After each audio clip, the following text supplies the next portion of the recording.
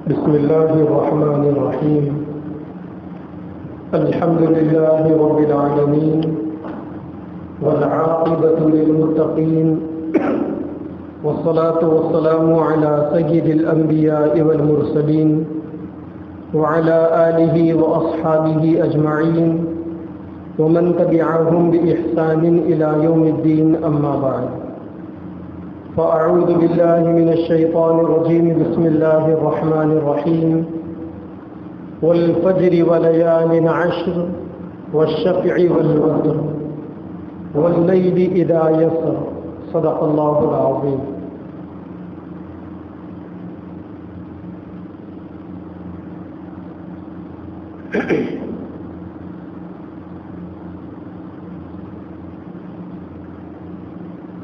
اللہ تبارک و تعالی نے ہر عبادت کے لیے ایک خاص وقت اور ایک خاص موقع متعین کیا ہوا ہے. مسلمانوں کو دین کے تقاضوں پر عمل کرنے کی تعلیم دی گئی ہے،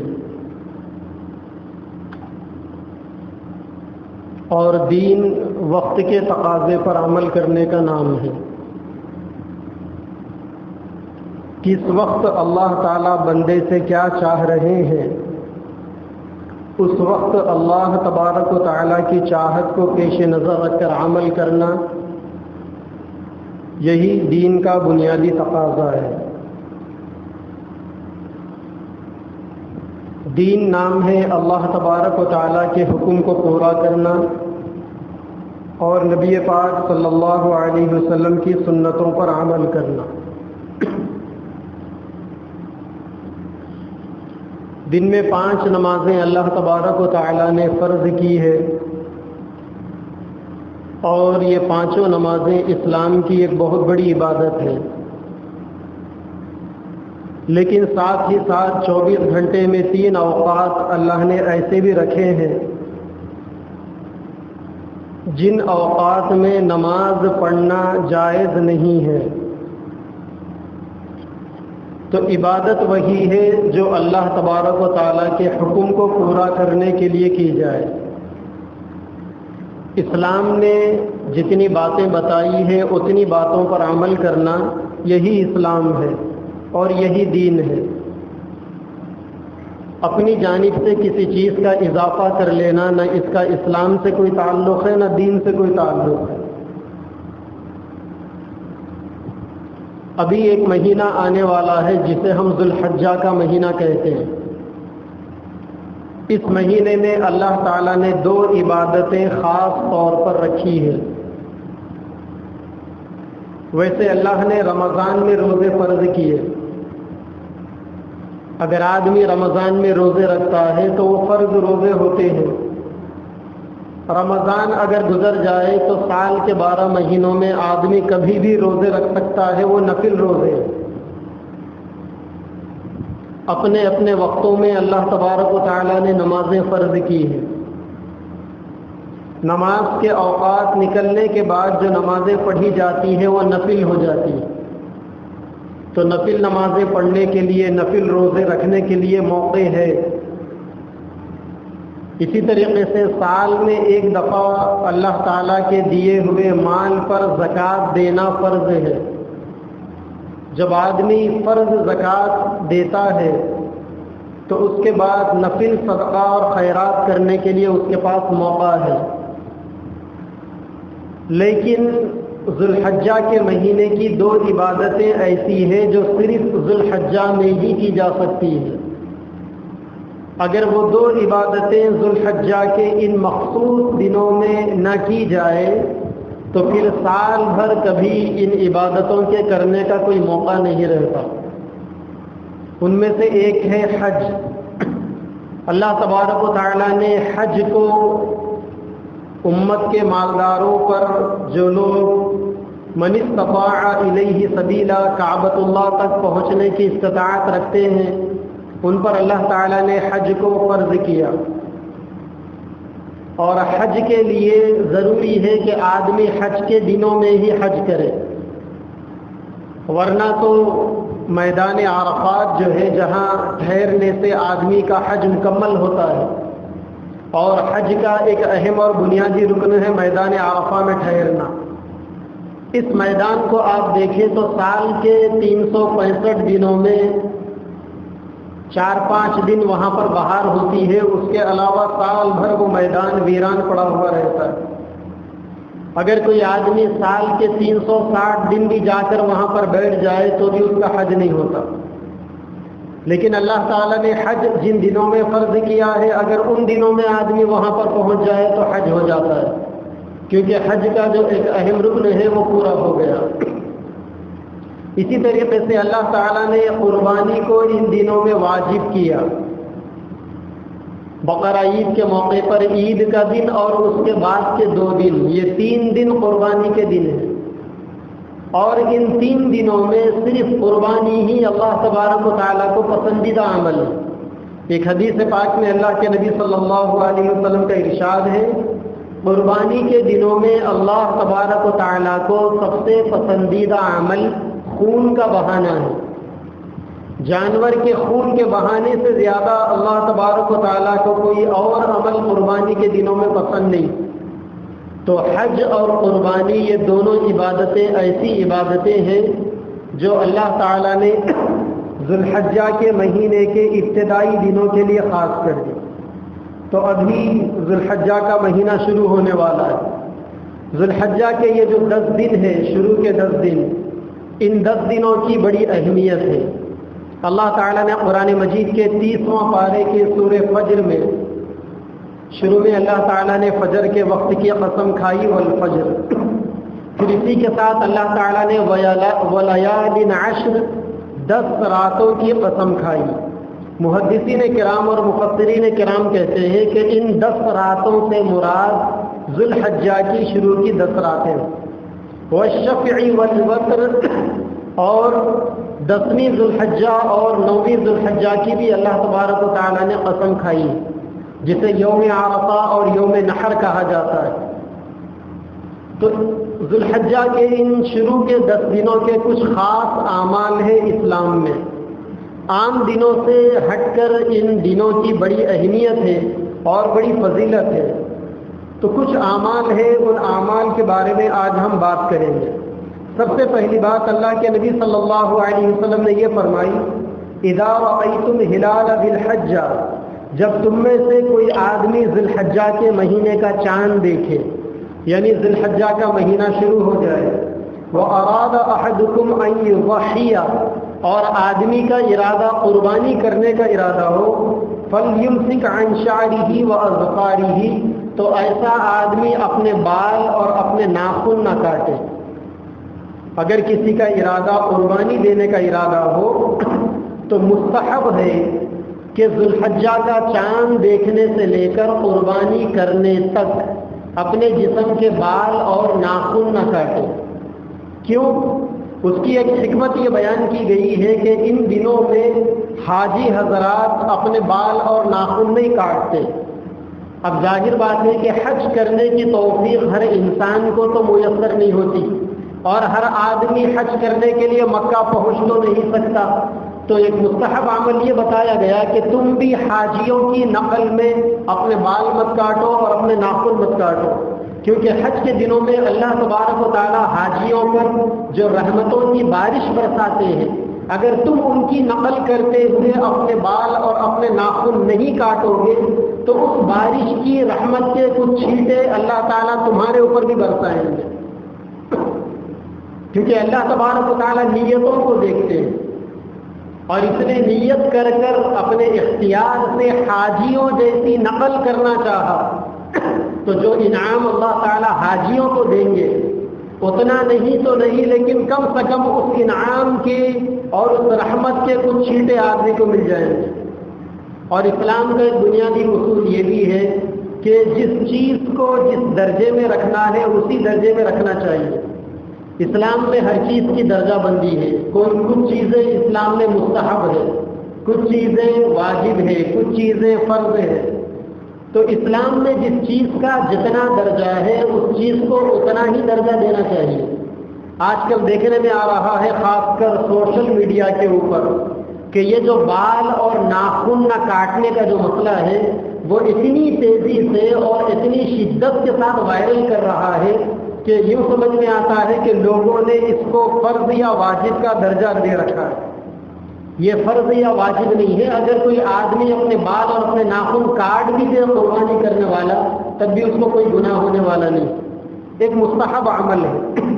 بقیہ ان دنوں کے اندر فرض تو حج ہے استطاعت رکھنے والوں کے لیے، اور واجب تو قربانی ہے، لہذا ان دنوں میں اگر ہم کو زیادہ کسی چیز کو اگر چلانا ہے تو وہ قربانی کے عمل کو چلانا چاہیے، اور اتنا چلانا چاہیے کہ ہر صاحب استطاعت آدمی قربانی دینے کا جو آدمی مکلف ہے وہ قربانی دینے والا بن جائے، کیونکہ قربانیوں کے سلسلے میں عام طور پر لوگوں میں غلط فہمیاں ہیں، اور آج کل کچھ جاہل طبقے کی جانب سے سوشل میڈیا کے اوپر کچھ ایسے ویڈیوز چلائے جا رہے ہیں جس میں یہ بتایا جا رہا ہے کہ پوری فیملی کی طرف سے یا پورے گھر کی طرف سے ایک قربانی کافی ہے، تو اس سے لوگ اور زیادہ سہولت پسندی اور زیادہ راحت پسندی کو تلاش کر رہے ہیں، حالانکہ اللہ کے نبی صلی اللہ علیہ وسلم کا ارشاد ہے من وجد ساعة لأن يضحي فلم يضحي فلا يقربن مصلانا،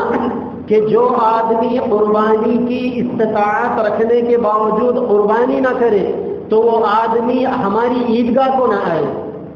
تو یہاں تو شریعت یہ کہتی ہے، حدیث یہ کہتی ہے کہ ہر آدمی جو قربانی کرنے کا مستحق ہے وہ قربانی اس کے اوپر واجب ہے۔ ایک جانور یا بڑے جانور کا ایک حصہ پوری فیملی کی طرف سے قربانی میں کبھی ادا نہیں ہو سکتا۔ ایک دفعہ اللہ کے نبی نے ایک صحابی کو کہا تھا کہ تم قربانی کر لو تمہارے گھر کی طرف سے، یہ لوگ اسی حدیث کو دلیل بناتے ہیں۔ علماء نے لکھا ہے کہ اللہ کے نبی نے جس صحابی کو یہ بات کہی تھی وہ صحابی غریب تھے، اور غریبوں پر اسلام میں قربانی واجب ہی نہیں، تو ایک غریب صحابی کو اللہ کے نبی نے جو بات بتائی ہے اس کو دلیل بنا کر آج کے زمانے کے کروڑ پتیوں پر اس حدیث کو تھوپنا اور یہ کہنا کہ تمہارے فیملی ممبر میں 10-15 لوگ بھی اگر ہے ایک گھر میں یا جوائنٹ فیملی ہے، ایک جانور چھوٹا دے دو یا بڑے جانور کا ایک حصہ دے دو، سارے گھر والوں کی طرف سے قربانی ادا ہو جائے گی، یہ سراسر علمی بددیانتی والی باتیں، اور یہ احادیث کے، شریعت کے، اسلام کے منشے کو سمجھنے کے راستے سے ہٹی ہوئی باتیں۔ تو پہلی چیز تو یہ ہے کہ ذوالحجہ کا چاند نظر آ جائے، مستحب ہے کہ آدمی اپنے بال اور اپنے ناخن نہ کاٹے۔ دوسری چیز ان دنوں میں جو کرنے کی ہے کہ وہ عبادت کی کثرت کرے، کیونکہ اللہ تبارک و تعالیٰ نے ذوالحجہ کے ان 10 دنوں کی قسم کھائی ہے، اور ذوالحجہ کے ان 10 دنوں کی شریعت کے اندر بڑی فضیلت اس کی بیان کی گئی ہے۔ حدیث پاک کے اندر اللہ کے نبی صلی اللہ علیہ وسلم کا ارشاد ہے ما من ایام العمل الصالح فيها احب الى الله من هذه الايام، یعنی ایام العشرہ، کہ اللہ تبارک و تعالیٰ کو سال بھر میں کسی بھی دن کے اعمال میں سب سے زیادہ پسندیدہ عمل ذوالحجہ کے ان 10 دنوں کے اعمال ہے۔ اللہ تعالیٰ ذوالحجہ کے ان 10 دنوں کے اعمال کو بے حد پسند فرماتے ہیں، اسی لیے اہتمام کرنا چاہیے کہ آدمی ذوالحجہ کے ان 10 دنوں کے اندر کثرت کے ساتھ عبادتیں کرے۔ اور ایک حدیث پاک کے اندر ہے کہ وَالْعَمَلُ فِيهِنَّ يُضَاعَفُ 700 ضِعْفٍ، ذوالحجہ کے ان 10 دنوں کے اندر جو عمل بھی کیا جاتا ہے اللہ تعالیٰ اس عمل کو 700 گنا بڑھا دیتے ہیں، ایک عمل کا ثواب 700 گنا بڑھ جاتا ہے۔ آپ ایک نماز پڑھیں گے 700 نمازوں کا ثواب ملے گا، آپ 1 روپیہ صدقہ کریں گے 700 روپے صدقہ کرنے کا ثواب ملے گا، آپ ایک نیکی کریں گے 700 نیکیاں کرنے کا آپ کو ثواب ملے گا۔ اس لیے ذوالحجہ کے ان ابتدائی 10 دنوں میں خاص طور پر اعمال کا اہتمام کرنا چاہیے۔ تیسری چیز جو ذوالحجہ کے ان 10 دنوں میں کرنے کی ہے وہ ہے روزوں کا اہتمام۔ حدیث پاک کے اندر اللہ کے نبی صلی اللہ علیہ وسلم کے سلسلے میں آتا ہے کان رسول اللہ صلی اللہ علیہ وسلم یصوم 9 ذی الحجہ، کہ اللہ کے نبی صلی اللہ علیہ وسلم ذی الحجہ کی 9ویں تاریخ کا یعنی عید سے ایک دن پہلے کا روزہ رکھتے تھے. اور حدیث پاک میں آپ نے فرمایا کہ عید سے ایک دن پہلے کا روزہ رکھنا جسے یوم عرفہ کا روزہ کہا جاتا ہے، اس روزے کا ثواب 2 سال کے روزوں کے برابر. 1 سال پہلے اور 1 سال بعد کے روزوں کا ثواب اللہ تبارک و تعالیٰ دیتے ہیں. ایک روزے کا ثواب 1 سال اگلے اور 1 سال پچھلے عبادتوں کے برابر اللہ تبارک و تعالیٰ دیتے ہیں. اس کے علاوہ علماء نے یہ بھی لکھا ہے کہ 9ویں ذی الحجہ کے روزے کے علاوہ پہلی ذی الحجہ سے 9ویں ذی الحجہ تک جتنے دن پڑتے ہیں ان دنوں کے اندر بھی اہتمام کے ساتھ روزے رکھنے چاہیے، کیونکہ اللہ تبارک و تعالیٰ نے ہر دن کے بدلے میں 1 سال کے روزے کا ثواب رکھا ہے. جو آدمی ان 10 دنوں میں 1 دن روزہ رکھے گا اسے 1 سال کے روزوں کا ثواب ملے گا، اور ان 10 دنوں کی راتوں میں جو آدمی عبادت کرے گا اسے ہر رات عبادت کے بدلے میں شب قدر کی عبادت کا ثواب ملے گا. اتنی بڑی برکت والی اور فضیلت والی راتیں اور اتنے بڑے فضیلت والے دن ہیں ذی الحجہ کے. اسی کے ساتھ ساتھ 5واں عمل جو ان 10 دنوں کے اندر کرنا ہے، چوتھا عمل، وہ ہے تسبیح کرنا، تحمید کرنا اور تحلیل کرنا، اور تکبیر کثرت سے کہنا، یعنی سبحان اللہ، الحمدللہ، لا الہ الا اللہ، اللہ اکبر. اس کا اہتمام کثرت سے ہونا چاہیے. یہ ایام ذکر کے ایام ہیں اور ان دنوں کے اندر کثرت سے ذکر کرنا چاہیے. حضرت عبداللہ ابن عباس رضی اللہ تعالی عنہما فرماتے ہیں فَأَكْثِرُوا فِيهِنَّ مِنَ التَّهْلِيلِ وَالتَّحْمِيدِ وَالتَّسْبِيحِ وَالتَّكْبِيرِ، کہ ان 10 دنوں کے اندر کثرت کے ساتھ سبحان اللہ کہو، لا الہ الا اللہ کہو، اللہ اکبر کہو، الحمدللہ کہو کثرت کے ساتھ. ویسے بھی اللہ تبارک و تعالیٰ نے ان 10 دنوں کے اندر ایک خاص عمل رکھا ہے جسے ہم تکبیرات تشریق کہتے ہیں، جو 9ویں ذی الحجہ کی فجر سے لے کر 13ویں ذی الحجہ کی اثر تک یہ تکبیرات یہ 5 دن پڑھے جاتے ہیں، 9، 10، 11، 12، 13. یہ تکبیرات تشریق ہے. ہر نماز کے بعد، فرض نماز کے بعد مرد حضرات کے لیے تھوڑا سا اونچی آواز میں، تھوڑا سا زور سے ان تکبیرات کو کم از کم 1 دفعہ پڑھنا واجب ہے. عورتوں کے لیے بھی ضروری ہے. یہ مسئلہ عورتوں کو بھی بتانا چاہیے کہ 9 ذی الحجہ کی فجر سے لے کر 13 ذی الحجہ کی عصر کی نماز کے ختم تک عورتیں بھی اپنے اپنے گھروں کے اندر فرض نماز کے بعد تکبیرات تشریق کہیں، اللہ اکبر، لا الہ الا اللہ، واللہ اکبر وللہ الحمد. عورتیں آہستہ کہیں گی، مرد حضرات زور سے کہیں گے، اور یہ کہنا واجب ہے. یہ تو واجب ذکر ہے جو اللہ تبارک و تعالیٰ کی جانب سے طے ہے. اس کے علاوہ ان دنوں کے اندر کثرت سے ذکر کرنا چاہیے. ویسے بھی گزشتہ 2 جمعہ سے ہمارے پاس ذکر کے سلسلے میں روایتیں چل رہی تھی اور ذکر کے سلسلے میں بہت ساری باتیں تفصیلات سے آ رہی تھی. آج کل کے موجودہ حالات کے حساب سے لوگوں کو کثرت سے اللہ تبارک و تعالیٰ کا ذکر کرنا چاہیے. کثرت سے لوگوں کو اللہ تبارک و تعالیٰ کا ذکر کرنا چاہیے، کیونکہ آج ہمارے اوپر جو حالات آ رہے ہیں یہ ہمارے اللہ تبارک و تعالیٰ سے تعلق کی کمی کے نتیجے میں آ رہے ہیں. ہمارا رشتہ اللہ تبارک و تعالیٰ سے کمزور ہو گیا ہے. اگر ہم ذکر کریں گے تو ہمارا رشتہ اللہ تبارک و تعالیٰ سے مضبوط ہوگا. جو لوگ ذاکر ہوتے ہیں وہ لوگ اللہ تبارک و تعالیٰ کے چہیتے بندے ہوتے ہیں. اگر آدمی پریشانیوں سے چھٹکارا حاصل کرنا چاہتا ہے، مصیبتوں سے پناہ مانگنا چاہتا ہے اور حالات سے دور بھاگنا چاہتا ہے تو اس کے لیے کوئی بڑا کام کرنے کی ضرورت نہیں ہے. بس آسان کام یہ ہے کہ وہ کثرت سے ذکر کرے. ذکر میں سب سے بہترین ذکر لا الہ الا اللہ کا ذکر ہے. یا اگر آپ پریشانیاں محسوس کرتے ہیں، اپنے کاموں کے بننے میں رکاوٹ سمجھتے ہیں، سب سے بہترین ذکر استغفار ہے. کیونکہ آدمی جب استغفار کرتا ہے تو اللہ تبارک و تعالیٰ نحوستوں کی بندشوں کو توڑ دیتے ہیں.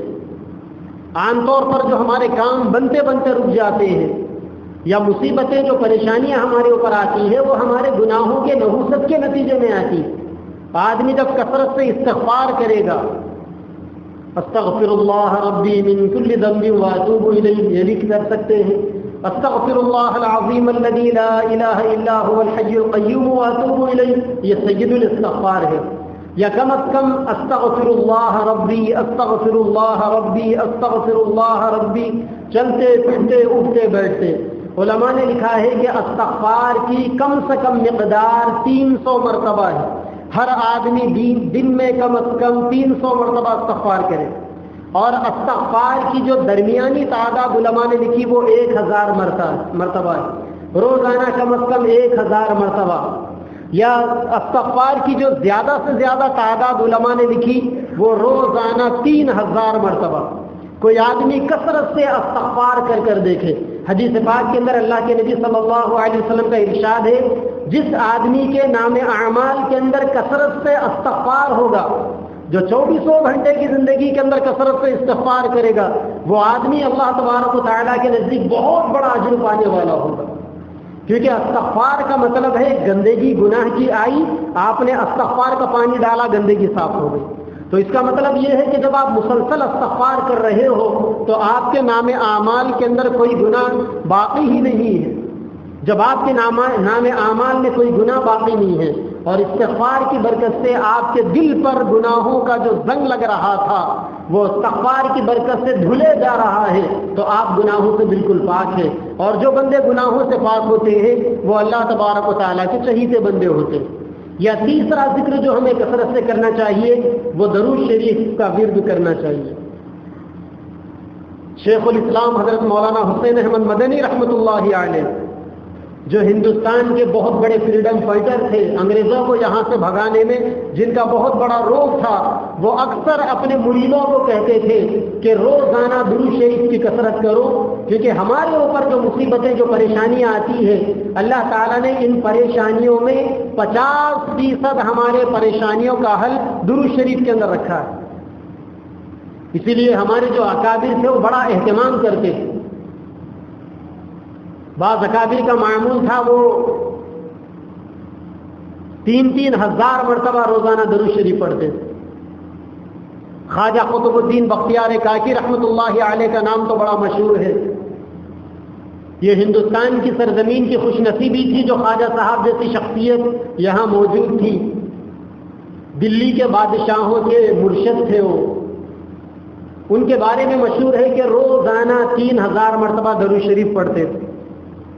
شادی ہوئی، 3 دن تک درود شریف پڑھنا بھول گئے۔ ایک آدمی تیسرے دن صبح دوڑا آیا، اس کا نام سہیل تھا۔ اس نے خواجہ صاحب سے کہا کہ میں آپ سے ملنا چاہتا ہوں۔ خواجہ صاحب نے اس سے ملاقات کی تو اس نے کہا کہ رات خواب میں اللہ کے نبی آئے تھے اور اللہ کے نبی مجھے کہنے لگے کہ جاؤ بختیار کاکی کے پاس اور جا کر اس سے کہو کہ کیا بات ہے، وہ ہم سے ناراض ہو گیا ہے، 3 دن سے اس کا تحفہ ہماری خدمت میں اب تک پہنچا نہیں۔ خواجہ صاحب رونے لگے۔ ایسا لگاؤ اللہ کے نبی صلی اللہ علیہ وسلم کی ذات سے، کثرت سے درود شریف پڑھنے کی برکت۔ روزانہ 3000 مرتبہ رات میں درود شریف پڑھتے، تبھی ان کو نیند آتی تھی۔ شادی ہو گئی، شاید کچھ مصروف ہو گئے، 3 دن درود شریف نہیں پڑھے۔ تیسرے دن اللہ کے نبی کسی اور بندے کے خواب میں آ کر کہتے ہیں کہ جا کر اس سے کہو کہ 3 دن سے ہم اس کے درود کے تحفے کے انتظار میں ہیں۔ کہتے ہیں کہ جو لوگ کثرت سے درود شریف پڑھتے ہیں اللہ تبارک و تعالیٰ کی اللہ کے نبی کی خصوصی توجہات ہوتی ہیں ان کے پیچھے، اسی لیے کثرت سے درود شریف پڑھنا چاہیے۔ حدیث پاک کے اندر اللہ کے نبی صلی اللہ علیہ وسلم نے فرمایا جہاں چند لوگ جمع ہو کر ذکر کرتے ہیں وہاں فرشتے آ کر رحمت کی چادر پھیر دیتے ہیں۔ حفت علیہم الملائکہ، فرشتے رحمت کی چادر دیتے ہیں۔ وغشیت عنہم الرحمہ، رحمت آ کر ان کو گھیر لیتے۔ اور اللہ تبارک و تعالیٰ فرشتوں کی بارگاہ میں ان چند لوگوں کو جو ذکر کر رہے ہیں ان کا تذکرہ فرماتے ہیں۔ اسی لیے آج کے زمانے کے حساب سے سب سے بہترین عمل یہ ہے کہ ہم میں سے ہر آدمی چند موٹے چنے لے جا کر گھر میں رکھ لے، کچھ دانے گھر میں رکھ لے اور روزانہ معمول بنائے صبح اور شام اپنے بیوی بچوں کے ساتھ بیٹھ کر ذکر کرنے کا۔ فجر کے بعد اور شام عصر کے بعد یا مغرب کے بعد ہمارے گھروں کے اندر کچھ ایسا معمول ہمارا ہونا چاہیے کہ جس کے اندر گھر کے سارے افراد بیٹھ جائیں، ان میں کچھ لا الہ الا اللہ کا ذکر ہو جائے، کچھ استغفار کا ذکر ہو جائے اور کچھ درود شریف کا ذکر ہو جائے۔ جن گھروں کے اندر یہ معمول بنے گا پھر اس کی رحمتیں، برکتیں اور اللہ تبارک و تعالیٰ کی خصوصی توجہات کا نزول خود بخود آدمی اپنی آنکھوں سے محسوس کرے گا۔ تو ذی الحجہ کے یہ جو 10 دن ہے، ان 10 دنوں کے اندر کثرت سے ذکر کا اہتمام کرنا ہے۔ ساتھ ہی ساتھ ان ذی الحجہ کے 10 دنوں کے اندر جو کرنے والا عمل ہے وہ ہے شب بیداری کا عمل، کیونکہ اللہ تبارک و تعالیٰ نے ان 10 دنوں کی راتوں کی قسم کھائی، وَلَيَالٍ عَشْرٍ، ان 10 راتوں کی قسم کھائی ہے اللہ تبارک و تعالیٰ نے۔ تو علماء کہتے ہیں کہ رمضان کے دنوں کی جو فضیلت ہے ذی الحجہ کے راتوں کی وہی فضیلت ہے، لہذا ان راتوں میں جو جو آدمی جاگے گا، عبادت کرے گا، اللہ تعالیٰ ایک ایک رات کے بدلے میں شب قدر میں جاگنے کی عبادت کے برابر ثواب دیں گے۔ تو ذی الحجہ کی پہلی تاریخ سے لے کر شاید ہندوستان میں ابھی ہفتے کی مغرب میں شاید چاند نظر آ جائے، اگر ہفتے کی مغرب میں چاند نظر آتا ہے تو ہفتے کی رات سے ہی ہم کو عمل شروع کر دینا ہے، اور عید تک کی جو راتیں ہیں ان راتوں کے اندر عبادتیں کرنی ہے، چاہے اپنی بشاشت سے کچھ نہ کچھ عبادت کیوں نہ ہو۔ اخیر درجے میں 2-4 رکعت نفل نماز پڑھ لے، اخیر درجے کے اندر 100 مرتبہ درود پڑھ لے، 100 مرتبہ استغفار کر لے، اخیر درجے کے اندر 2-4-5 منٹ آدمی تنہائی کے اندر اللہ تبارک و تعالیٰ سے دعا کر لے، تاکہ اللہ تبارک و تعالیٰ کے بارگاہ میں جب ہمارے نام اعمال پہنچے تو ان راتوں کے اندر عبادت کرنے والوں میں ہمارا نام لکھا جائے۔ اور عید کی جو رات ہے، حدیث پاک کے اندر اللہ کے نبی صلی اللہ علیہ وسلم کا ارشاد ہے کہ رمضان کی عید کی رات اور بقرہ عید کی رات، ان 2 راتوں کی عبادتوں کا بھی بڑا اجر و ثواب ہے۔ اللہ تبارک و تعالیٰ کو 5 راتوں کی عبادتیں بہت پسند ہیں، جن میں سے عید کی ایک رات بھی شامل، اور لکھا ہے کہ ان راتوں کے اندر دعائیں رد نہیں ہوتی۔ کل چل کر صبح میں جب ہم عید منائیں گے تو آج کی جو رات ہے اس رات کا بھی بڑا اہتمام کرنا چاہیے۔ الغرض یہ ساری کی ساری راتیں اور سارے کے سارے دن اور ذی الحجہ کے 10 دن اور ان 10 دنوں کا ایک ایک منٹ، ایک ایک لمحہ بڑا قیمتی ہے۔ یہ ایام روزے رکھنے کے ہیں، یہ ایام ذکر و اذکار کے ہیں، اور یہ ایام پورے شوق کے ساتھ قربانی کی تیاری کرنے کے۔ آج کے حساب سے جو آدمی صاحب نصاب ہے اس کے اوپر قربانی واجب ہے۔ اگر کسی آدمی کے پاس 35,000 روپے بھی ہے اس کے اوپر قربانی واجب ہے، یا کسی آدمی کے پاس 35,000 نہیں ہے، عید کے دن 35,000 میں خالی ہاتھ ہے، عید کے دوسرے دن بھی خالی ہاتھ ہے، چونکہ قربانی کا وقت عید کے تیسرے دن مغرب یعنی سورج کے غروب ہونے سے پہلے تک ہے۔ اگر کسی آدمی کے پاس اس وقت بھی 35,000 روپے آ جاتے ہیں اور وہ 35,000 کا مالک بن جاتا ہے تب بھی اس کے اوپر قربانی واجب۔ اب ہم میں سے ہر آدمی دیکھ لے کہ ہم میں سے کس کس کا ویلو 35,000 روپے کا ہے۔ گھر کے اندر اگر 10 افراد کا ویلو 35,000 کا ہے تو گھر کے 10 افراد کے اوپر قربانی واجب۔ اب یہاں کسی قسم کا کوئی بہانہ تلاش کرنے کی شریعت اجازت ہی نہیں دیتی، اور لوگوں کو یہ خیال چل پڑا ہے کہ قربانی آج دے دیے اپنی جانب سے تو اگلے سال ماں کی جانب سے یا بیوی کی جانب سے، اگر بیوی کے پاس زیور ہے تو اس کے اوپر الگ قربانی، ماں کے پاس زیور ہے تو ان کے اوپر الگ قربانی، اگر کسی کا بینک بیلنس ہے تو ان کی الگ قربانی۔ الغرض جو آدمی صاحب حیثیت ہے، 35,000 کا مالک ہے، سب کے اوپر الگ الگ قربانی۔ بڑی عجیب بات ہے کہ لوگوں کے ہاتھوں کے اندر 40,000 50,000 ہزار، ایک 1.5 لاکھ کے موبائل ہے، اور لوگ کہتے ہیں کہ مولانا صاحب میرے اوپر قربانی نہیں ہے کیونکہ میں صاحب حیثیت نہیں۔ یہ جو تیرے ہاتھ کے اندر موبائل رکھا ہوا ہے اسے بیچ اور قربانی دے۔ اتنا مقدس عمل ہے، اللہ کے نبی نے فرما دیا کہ ان دنوں میں اللہ تعالیٰ کو قربانی سے بڑھ کر کوئی عمل پسند نہیں۔ صحابہ نے پوچھا کہ یا رسول اللہ ہم قربانی کریں گے تو ہمیں کیا ملے گا؟ اللہ کے نبی نے فرمایا جانور کے ہر بال کے بدلے میں 1 نیکی ملے گی۔ اور یہ بھی آیا ہے روایتوں کے اندر کہ آپ کا جانور یہ پلسرات کے اوپر آپ کی سواری ہے، اسی لیے مرتنگے جانوروں کی قربانی نہیں کرنی چاہیے، تندرست فربا صحت مند جانوروں کی قربانی کرنی چاہیے۔